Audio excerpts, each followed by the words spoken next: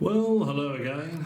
I thought that as I'd gone to the trouble of building this thing, I would show it in a better light, the sort of light that shows up all of the LEDs, because in the one I did outside, you could see the green LEDs flashing, but you couldn't see the rotating red LEDs very easily, if at all. So I thought, there you go. I'll do what the piffle peddlers don't show you, and I'll just show you it hanging up in the hallway.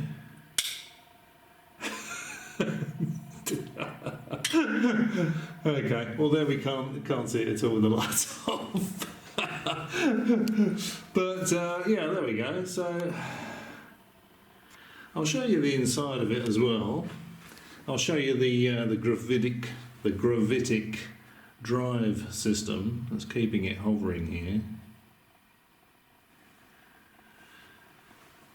Yeah, you see, so when I had it suspended in the tree outside, you couldn't see the red LEDs running round it, unfortunately. You could only see the green flashing LEDs. So I thought, well, it took me a while to put it together. So I thought I'd just show you the train of red LEDs rotating around it above the flashing green LEDs. And I'll show you the gravitic or anti-gravity drive system that's keeping it hovering in the hallway here.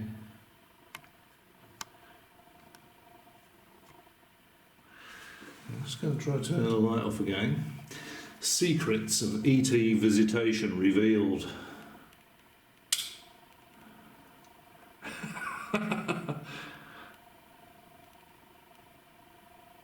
Yeah, okay, well I'm going to be taking it apart, so I thought, well, I'll just get it to just do one more video with it.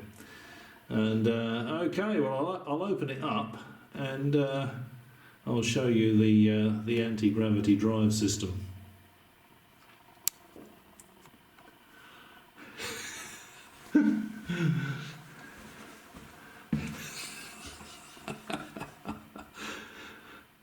Yeah, it's a shame actually, it doesn't look better in the dark, but still, there we go.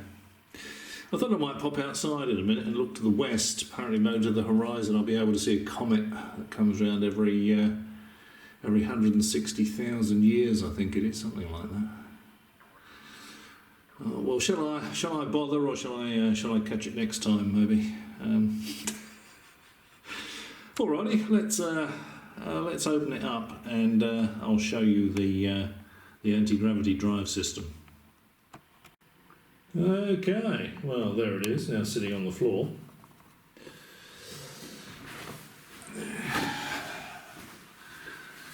So can I get the viewfinder so that I can see what I'm doing here?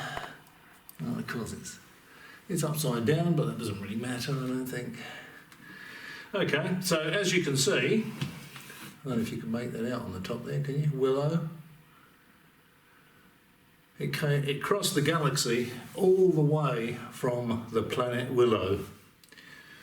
Of course, Willow here in Australia is a brand of plastic dustbin.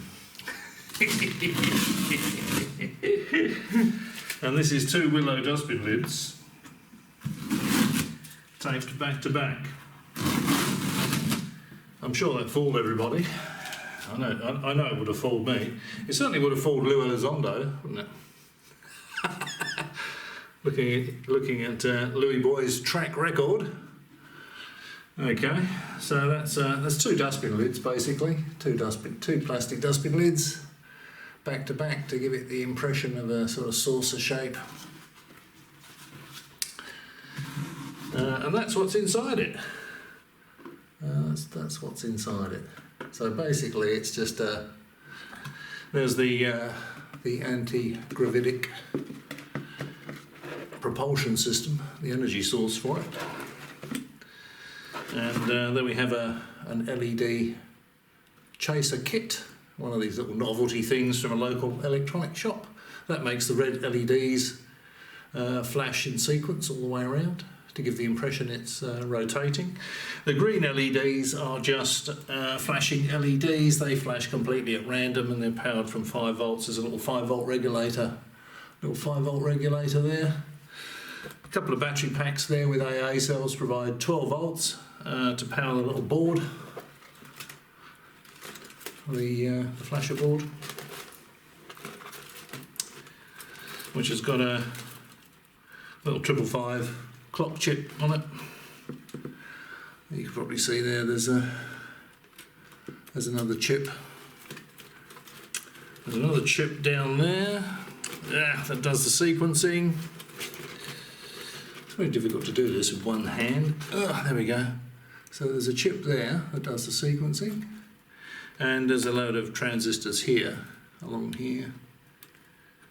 there, which are in series with the LEDs. So when I switch it on, where are we? And yeah, there's a little on-off switch, at the back there. Little on-off switch at the back. There we go. Flick the switch.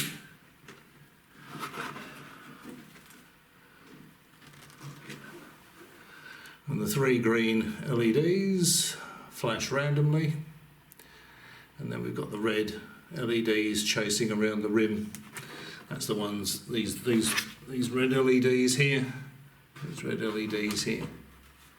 So Jeremy Corbell or Lua Elizondo, that's how to do it. Looks a lot better than your chandelier, doesn't it? And yes, I will produce these to order if required. Just have a look at the Mumbling merch shop, and along with the much requested Steve Mumbling action figures, the Steve Mumbling intergalactic or interstellar flying saucer will soon be available.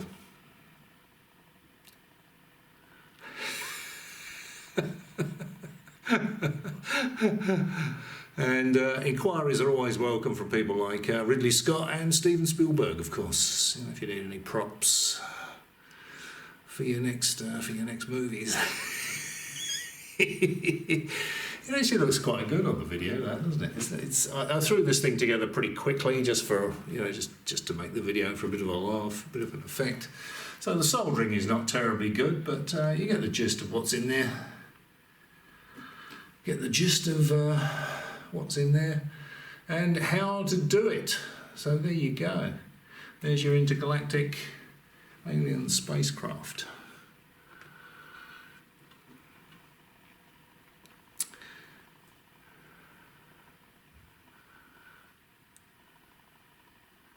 I thought before I pull it all apart and put the lids back on the dustbins, I'll just get the most out of it by doing another quick video showing you that there was some red LEDs chasing around the edge there that you couldn't see in the previous video because it wasn't dark enough. And if I turn the light off, you can't really see them. They're not very bright LEDs, those red ones. I could go down to the electronics shop and get a handful of much brighter LEDs and then replace all these LEDs in here with the brighter ones and do it again, but that's probably more work than I'm prepared to do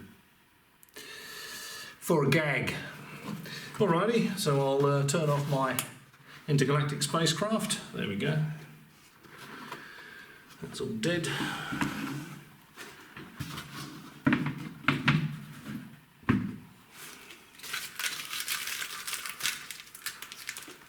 And go and compile this video.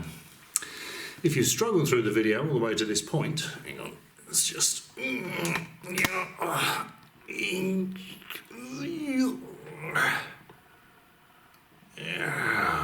we go. If you struggle through the video all the way to this point, as usual, many thanks for watching. Oops. And maybe I'll catch you again.